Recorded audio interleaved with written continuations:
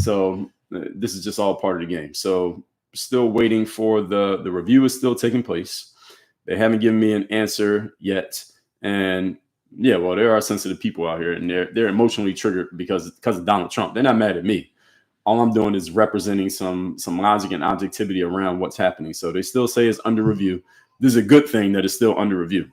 Why? Because that means that TikTok is sending some human beings to look at what is happening here rather than they just have an automated system. Because if I triggered their automated system, then there's no appeal. They just say, nope, you said the wrong thing. You said the wrong thing twice, Dre. That's it. It's over, and there's no discussion.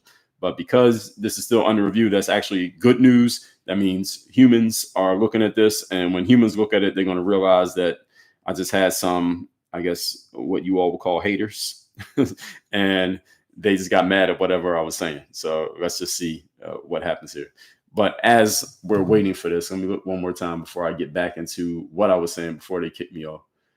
Still under review. So no proper documentation, you're illegal. There's no argument to that. Everybody knows what legal and illegal means. It's a good thing about the law. One good thing about the law is that there are clear lines. They cannot be crossed. And then they say, another thing she said, that there are children out there who fear that their parents will be taken away. So this one needs to be cleared up, because I heard the guy who's going to be in charge of the border, the new border czar, his name is Tom Homan. He's the guy who's going to be in charge of basically enforcing all these reinforcing the being enforced laws that we have around immigration and the borders in the United States.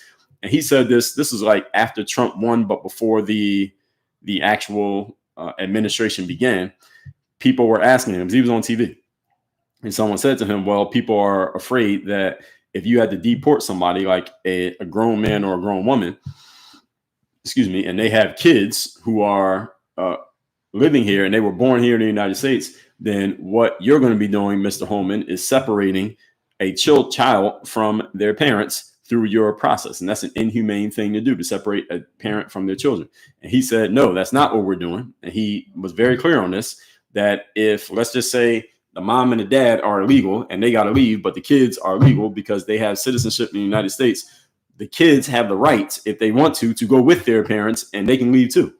We're not forcing the separation. If the kids want to go, you can go. So if I got to leave and I got 3 kids and my kids are here legally, but I don't want to leave my kids here in America without me, they can come with me, but I still have to go because that's the law.